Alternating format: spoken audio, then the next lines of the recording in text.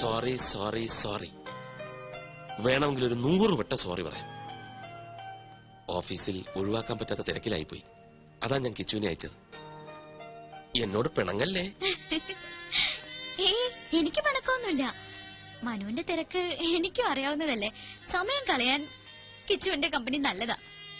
So funny. എന്താ? അല്ല, ഇവിടെ പറഞ്ഞതാ. അപ്പോ നാളെ എപ്പോഴാ കാണുക? എപ്പോ വേണേലും കാണാലോ. ഞാൻ ഫ്രീ ആണ്. സമയം ഫിക്സ് ചെയ്തോളൂ. നാളത്തെ മീറ്റിംഗിൽ ഞാൻ തന്നെ വരും. തീർച്ചയായും. കിച്ചുവിനെ അയക്കില്ല. ഓക്കെ. അയ്യോ, ഫോൺ വെക്കല്ലേ. ഞാൻ ഉറങ്ങാൻ പോവാ. അതിനു മുൻപ് ടെൽ മീ സംതിങ് സ്വീറ്റ്. ഇപ്പോഴോ? എന്റെ അടുത്ത് നീ എപ്പോഴും ഉണ്ടായിരുന്നെങ്കിൽ എന്ന് ഞാൻ ആശിച്ചു പോകുകയാണ്. I love you. നിനക്കെന്താ വട്ടുപിടിച്ചോ? വട്ടുപിടിച്ചത് എനിക്കല്ല, മനുവേട്ടനാ. ഈ പറഞ്ഞതാ ഫോണിൽ കൂടെ അപ്പുറത്ത് കേട്ട് കാണില്ലേ? കേക്കട്ടെ. പാതിരാത്രിയില്ല ഇവനൊക്കെ വിളിക്കാൻ കണ്ട നേരം. ആ മനുവേട്ട, ഒരു കാര്യം കേൾക്കണോ? ഇന്നിവിടെ അച്ഛനും ബാലുവേട്ടനും തമ്മിൽ പൊരിഞ്ഞ ഡിസ്കഷൻ ആയിരുന്നു. എന്ത് ഡിസ്കഷൻ? മനുവേട്ടന്റെ പോക്ക് ശരിയല്ലെന്നും ഒരു കടിഞ്ഞാണിടണമെന്നും ബാലുവേട്ടൻ. അച്ഛനല്ലേ ആള്. നീ എന്താ കേട്ടാന്ന് പറ. അങ്ങനെ കടിഞ്ഞാണിടണമെന്ന് തോന്നിയാ ആ നിമിഷം ചേട്ടനെ കമ്പനിന്ന് പുറത്താക്കുമെന്നും എന്നെ ആ സിംഗപ്പൂർ കൊന്തനെ കൊണ്ട് കെട്ടിക്കൊന്നും അച്ഛൻ. മനുവേട്ടൻ എന്തിനാ ചിരിക്കുന്നത്? നിന്നെ വേറെ കെട്ടിക്കാനോ?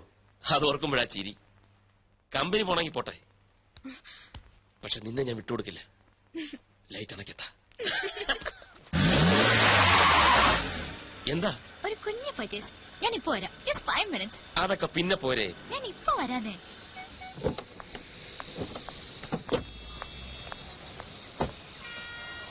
ഇതൊരു നടക്ക് പോവില്ല.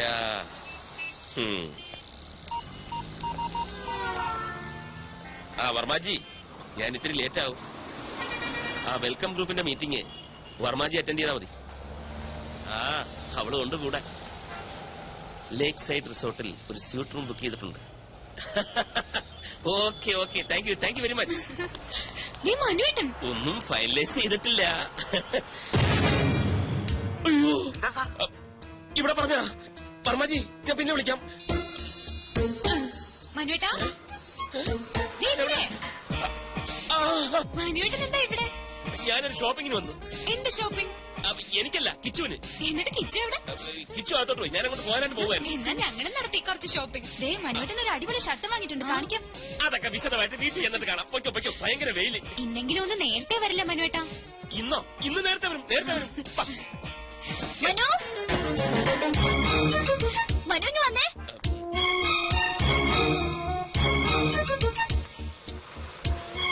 ഇതുണ്ടോ? നോക്കിയേ ഞാൻ എന്താ വാങ്ങിയെന്ന്. ഇഷ്ടായോ? റിങ് കൊള്ളാല്ലേ? പൊയ്ക്കോ. ഇതാരാ മനുവേട്ടാ? മനസ്സിലായില്ലേ? ഇതാകില്ല. എന്നുവെച്ചാരാ? നമ്മുടെ കിച്ചുവില്ലേ, കിച്ചുവിന്റെ വൈഫ്.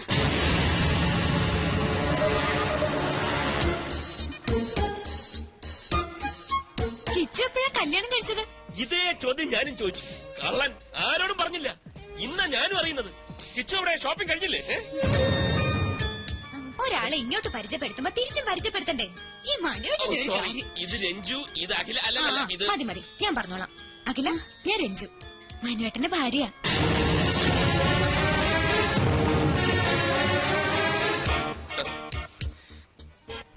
ഇനിയിപ്പൊ പൊയ്ക്കൂടെ? പ്രോമിസ് ചെയ്ത പോലെ നേരത്തെ വരണേ. Okay, by Akhila.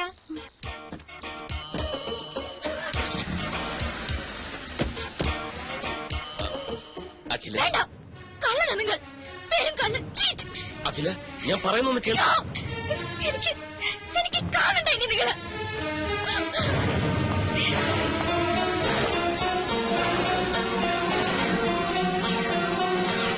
Sir please, എന്നെ നിർബന്ധിക്കരുത്.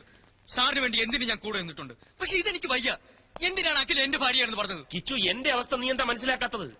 പെട്ടെന്ന് അങ്ങനെ ഒരു കണ്ടുമുട്ടലുണ്ടായപ്പം പിന്നെ ഞാൻ എന്താ പറയേണ്ടിയിരുന്നത്? അവൾ എന്റെ കാമുകിയാണെന്നോ? എന്റെ എല്ലാ കാര്യങ്ങളും അറിയാവുന്നവനായതുകൊണ്ടാ നിന്റെ പേര് ചേർത്ത് ഞാൻ പറഞ്ഞു പോയത്. പക്ഷെ സാർ, സത്യം എന്നായാലും പുറത്തു വരില്ലേ? രഞ്ജു ചേച്ചി എന്നെ പറ്റി എന്ത് വിചാരിക്കും? അഖിലേക്ക് എന്ത് തോന്നിക്കാണും എന്നെ കുറിച്ച്? അഖിലെ, ഞാൻ പറഞ്ഞ് മനസ്സിലായിക്കൊള്ളാം. അതിനാ ഒരു തവണ കൂടി അവളെ എന്റെ മുന്നിൽ എത്തിക്കാൻ ഞാൻ നിന്നോട് ആവശ്യപ്പെടുന്നത്. ഇല്ല സാർ, എനിക്കതിന് കഴിയില്ല. എന്നെ ഒഴിവാക്കി തരണം പ്ലീസ്. എനിക്ക് മനസ്സിലായി, നിനക്ക് ബുദ്ധിമുട്ടാണല്ലേ. സ്വന്തം അനുജന്റെ സ്ഥാനത്താ നിന്നെ ഞാൻ കണ്ടത്. ഏതാപത്തിനും കൂടെ നിൽക്കുമെന്ന് വിചാരിച്ചു. തെറ്റിപ്പോയി, എനിക്ക് തെറ്റിപ്പോയി. ചെന്ന് പറയാൻ ഞാൻ രഞ്ജുവിനോട് എല്ലാം നുണയായിരുന്നു. അഖില എന്റെ കാമുകയാണെന്ന്. അതോടെ എല്ലാം അവസാനിക്കും. ഈ സ്ഥാപനവും സ്ഥാനമാനങ്ങളും എല്ലാം തകർന്നടിയട്ടെ. ഞാനൊരു തെണ്ടിയെ പോലെ ഈ റോഡിലൂടെ അലയട്ടെ. എല്ലാം തൊലയട്ടെ. എന്നാ പിന്നെ എന്തിനാ നിന്റെ സ്വപ്ന സൗധം മാത്രം ബാക്കി? അതും പറയാം സാർ.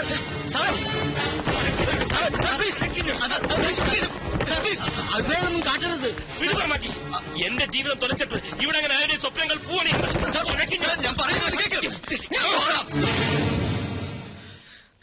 ഞാൻ പോകാം. അഖിലയുമായി സംസാരിക്കാം. അവളെ സാറിന് മുമ്പിൽ കൊണ്ടുവരാം. ഇതാ പണം. ഇനിയും വേണോ? തരാം. വേണ്ട സാർ, ഒന്നും വേണ്ട. സാറിനത് എന്തു പറ്റി? ഇത്രയും ദേഷ്യം ഇതുവരെ ഞാൻ കണ്ടിട്ടില്ല. ഞാൻ ദേഷ്യപ്പെട്ടെന്ന് ആര് പറഞ്ഞു? ചെറിയൊരു ഡ്രാമയല്ലേ. അഖിലയെ വീണ്ടും എന്റെ മുന്നിലെത്തിക്കാൻ കിച്ചുവിന് മാത്രമേ കഴിയൂ. അവൻ അതിൽ നിന്ന് ഒഴിഞ്ഞു മാറാൻ ശ്രമിച്ചപ്പോൾ അവന്റെ സ്വപ്നത്തിൽ തന്നെ കയറി പിടിച്ച ഒരു പെർഫോമൻസ്. എന്താ ബുദ്ധി! സമ്മതിച്ചിരിക്കുന്നു. വർമാജി, ഈ ലോകത്ത് സത്യം പറഞ്ഞാൽ ആരും വിശ്വസിക്കില്ല. ഒരു കള്ളം ഉറക്കെ പറഞ്ഞാൽ അപ്പ വിശ്വസിക്കും. Point is noted sir. വേണ്ട, എനിക്കൊന്നും കേൾക്കണ്ട. ആരും കാണും വേണ്ട. ചതിയനാ, വഞ്ചകനാ. പുറത്തൊരു മുഖവും ഉള്ളിൽ മറ്റൊരു മുഖവുമാണ് അയാൾക്ക്. നീ എന്റെ നല്ല ഫ്രണ്ട് ആണെന്നാ ഞാൻ കരുതിയത്. എല്ലാം അറിയാവുന്ന നിനക്കെങ്കിലും എന്നോട് പറയാമായിരുന്നു. അഖില പ്ലീസ്, എന്റെ അവസ്ഥ തനിക്ക് മനസ്സിലാവില്ല. എന്റെ മനസ്സ് വായിക്കാനും തനിക്ക് കഴിയില്ല. മനസ്സാർ ഇതേ പേര് കേൾക്കണ്ട എനിക്ക്. അഖില, ഞാൻ തന്റെ നല്ല ഫ്രണ്ട് തന്നെ ഇൻ എവറി സെൻസ്. ഞാൻ പറയുന്ന ഒന്ന് കേക്ക്. ഒരു തവണ കൂടി മനസ്സാറിനെ. പറഞ്ഞില്ലേ? അഖില പ്ലീസ്. I am sorry. ഞാൻ പോകാം. കിച്ചു, രക്തം വരുന്നു. സാരമില്ല. നിക്കൂ. സോറി കിച്ചു, എനിക്കെന്നെ നിയന്ത്രിക്കാനായില്ല. അഖിലയുടെ ഫീലിംഗ്സ് എനിക്ക് മനസ്സിലാവും. തന്റെ സ്ഥാനത്ത് ഞാനാണെങ്കിലും ഇങ്ങനെയൊക്കെ ചെയ്യൂ. നമ്മളിലൊക്കെ ഓരോ കുറവുകളുണ്ടക്കില്ല. അത് നമ്മളറിയാതെ മറ്റു പലരെയും വേദനിപ്പിച്ചെന്നിരിക്കും. എനിക്ക് വേണ്ടി ഒരു തവണ, ഒരൊറ്റ തവണ താൻ മനസ്സാറിനെ കാണണം പ്ലീസ്. പിന്നെ തന്റെ മനസ്സ് പറയുന്ന പോലെ താൻ തീരുമാനിച്ചു.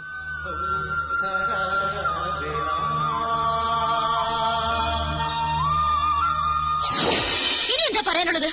ഒരു നുണ മറയ്ക്കാൻ മറ്റൊരു നുണ, അല്ലാതെന്താ? അഖിലയോട് ഞാൻ ഒരു നുണയും പറഞ്ഞിട്ടില്ല. ഇല്ലായിരിക്കാം, പക്ഷേ പറയേണ്ട ഒരു സത്യം മാത്രം പറഞ്ഞില്ല. നിങ്ങൾ വിവാഹിതനാണെന്ന സത്യം. ഇല്ല, പറഞ്ഞില്ല. എന്തുകൊണ്ട്? അത് സത്യമല്ലാത്തതുകൊണ്ട്. രഞ്ജു എന്റെ അമ്മാവന്റെ മകളാണ്. സ്നേഹിച്ച പുരുഷൻ വിവാഹത്തലേന്ന് കാലുമാറിയപ്പോ മറ്റേതൊരു പെൺകുട്ടിയെയും പോലെ മാനസികമായി അവളും തകർന്നുപോയി. 3 ദിവസം ബോധം നശിച്ച ആശുപത്രിയിൽ കിടന്ന അവൾ ബോധം വന്നപ്പോൾ ആദ്യം മുന്നിൽ കണ്ടത് എന്നെയാണ്. സത്യത്തിൽ എന്റെ ദുരവസ്ഥ അവിടെ തുടങ്ങിയായിരുന്നു. അവളുടെ വിവാഹം കഴിഞ്ഞെന്നും അവളെ സ്നേഹിച്ച ചെറുപ്പക്കാരൻ ഞാനാണെന്നുമുള്ള വിചിത്രമായ വിചാരം എങ്ങനെയോ മനസ്സിൽ കടന്നുകൂടി. അത് തിരുത്താൻ പോയപ്പം ആകെ വയലന്റായി. ഡോക്ടറുടെ നിർദ്ദേശപ്രകാരം ഇന്നും ഞാൻ അങ്ങനെ അഭിനയിക്കുകയാണ്. അഖിലയ്ക്ക് ഓർമ്മയില്ലേ, ഞാൻ അവളുടെ ഭർത്താവാണെന്ന് അവളെന്ന് പറഞ്ഞപ്പം ഒപ്പമുണ്ടായിരുന്ന അമ്മു ഒന്നും മിണ്ടിയില്ല. എന്തുകൊണ്ട്? മിണ്ടിയാൽ അവിടെ ഒരു സീൻ ഉണ്ടാവുമെന്ന് അമ്മുവിനും അറിയാം. പാവം അമ്മുവിന് പോലും അഭിനയിക്കേണ്ടി വന്നു. ആ അവസ്ഥയിൽ ഞാൻ സ്നേഹിക്കുന്ന പെൺകുട്ടിയാണ് അഖിലയെന്ന് രഞ്ജുവിനോട് പറഞ്ഞാൽ എങ്ങനെയിരിക്കും? ഒന്ന് ആലോചിച്ച് നോക്ക്. അടുത്ത മാസം ചികിത്സയ്ക്കായി അവൾ ബാംഗ്ലൂർക്ക് പോവുകയാണ്.